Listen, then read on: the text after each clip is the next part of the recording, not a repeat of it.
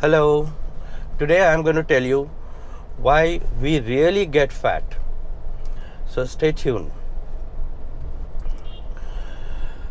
Welcome to the Healthy Drive. This is a journey about your health. Last time I told you my story of how I had lost 30 kgs. Many of you have encouraged me, many of you have written back and asked me what exactly did I do to lose that 30 kg, what was my exact diet chart and all these details. But let me tell you something, unless you understand why we gain weight, it is very difficult to lose that weight. Because if you ask the mainstream media and if you ask the mainstream medical professionals, nutritionists, so the answer which you get is you become fat because you eat more and you exercise less.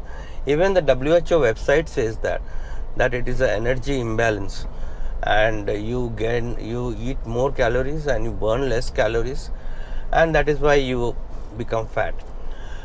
And we have been telling that for the last 50 years. But the sad thing is, even after saying that, and even after advising that you should eat less and exercise more, people are getting even worse, fatter and fatter. So that has not worked. If you have a look at the two recent newspaper articles, both reported on Indian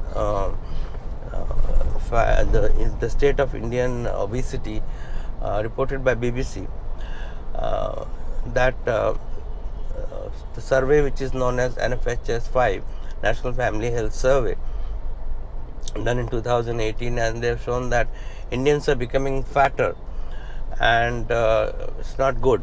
Not only that, they have shown that children are also becoming very much fatter.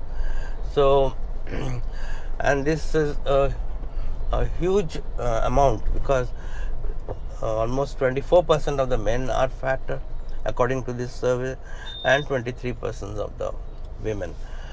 And what this paper misses out, I think, is there is another type of fat in our country which I have already told you about, which is known as thin fat. Now, thin fat is something which is not very obvious. It is not measured by the BMI. So these studies, they will tell you that for Indians you must adjust the BMI by 2 points below, but that also doesn't take into account. The BMI is not a very accurate measure of obesity. So basically, as I had told you in my episode number 4, the quick measurement of your metabolic health, that if you divide your waist in inches and by the height in inches, you should get a value of less than 0.5. If you have anything more than 0.5, you are having belly fat, whether you are thin or fat. If you have belly fat, this means you are over fat, means you have excess amount of fatty cells in your body, and which is this kind of belly fat is much more dangerous than the obvious fat which is visible by BMI. So we have in India both kinds of people who are visibly fat and those who are not visibly fat, those who are thin and fat. And if you combine the two, it is more than 80% of the population. So are we surprised that why our population is so sick? So, and the only answer you get from mainstream medicine is that you have been, they put the blame on the patients. They put the blame on the person who is suffering from obesity, that you have eaten more, you have exercised less. That's very sad. That is not true. We all live in an obesogenic environment, and unless our body is not a caloric machine that we just stuff calories into it, and if we don't burn it, it will just accumulate. Our body is a complex hormonal, neuronal, emotional organism. So whenever you eat food, hormones come into play. As I told you in my previous episode number 3, check out that what happens to each to the hormone insulin with each of the type of food that we eat. So, and that is the type of food which we are not eating. So what is happening is, we as I told you, we need to eat essential amino acids, we need to eat essential fatty acids, and we do not need there are no essential carbohydrates, but 80 to 90% of what we eat is now carbohydrates, and that too processed, starting from morning, where everything is ready made for you, the cereals, the sandwiches, the juices, and even the traditional foods like chapatis and the idlis, they are also ready to go, made ready to go. So they are not hardly made at home nowadays. So with all this carbohydrate overload, which starts right from the morning and which makes you feel hungry again at in the mid morning, the slaughter on the hormone continues. And as I showed you in the graph, the insulin level never gets to settle down. Now, if your insulin level throughout the day never gets to settle down, how will you lose the body weight? Because insulin is a storage hormone. Insulin is a storage hormone. Excess of glycogen gets stored in the fat. Insulin acts like a traffic policeman. If the insulin levels are high, it will not allow you to touch that fat. Only when insulin levels are low, the body can tap into that fat as a source of energy, which is a much better source of energy, no doubt. So this is what is happening. At one level, we are eating the processed food which keeps us hungry, and other level we are not eating the food which will give us satiation, that is the healthy protein and the healthy fats. Every animal on earth will eat until its protein needs are satisfied. That has been found in studies across insects, across primates, across human beings. So unless your essential amino acids and essential fatty acids are met, you will keep on feeling hungry. So that is a built-in mechanism, and we are not satisfying that. The processed food is only tingling your satiety center and making it want more and more of the real thing which it is not getting. So hence the faulty eating leads to a faulty pattern of eating. So ideally you should be eating very nutritious food, and you should be eating once or twice a day. But here we are eating food which is non-essential, and we eat 3 meals, 3 snacks, a couple of drinks, and so many other times throughout the day, and the poor body never gets the chance to release the fat. Fat burning almost never occurs due to the kind of food that we eat. That is not the only problem.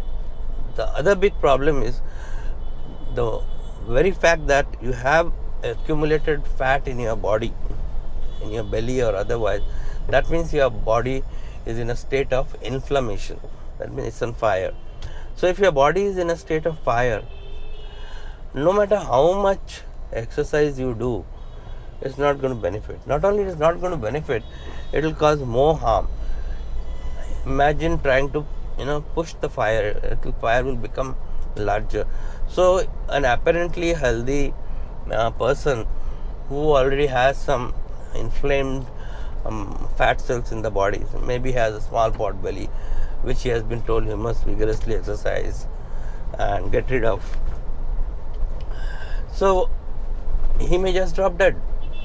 Yeah, you have seen young people dropping dead in our country very recently, a lot of them, and they don't realize that their bodies are already inflamed, and such kind of deaths occur in every marathon races if you take the data. So what is going on? What is going on is that their bodies are already inflamed, and they have been believed into thinking that exercise is magic. Mind you, I have nothing against exercise. Exercise has got tons of benefits, tons. But weight loss is not one of them. You need to get your internal environment right. Need to get your internal milieu right. Then only you will lose weight by exercise. Because exercise per se is a dangerous thing to do, because you have to make your body tune in such a way that it will want to move by itself. Because the bodies, after all, were made to move. Bodies were not made to, be like a sloth. So, how to exactly fine-tune your hormones while you are eating? How to make your eating mindful, so that your internal milieu is not disturbed, so that if it is disturbed, how to restore it is exactly what I am trying to tell you, and I will come back with you on that in the next episode. So stay tuned, and if you haven't subscribed already, please do subscribe to this channel. Share it with your friends, because this is so important that each and everyone should know. I don't know how much I'll be able to spread this message, but this is an emergency. The health of the people in our country is in such a precarious state that no amount of healthcare system, whether private or government, is geared to deal with this. Believe me, the scales are much larger than the pandemic which we saw just now. If 50 to 60% of the population is inflamed, sick, I'm only talking of obesity. There are other diseases like diabetes, high blood pressure, strokes, heart attacks.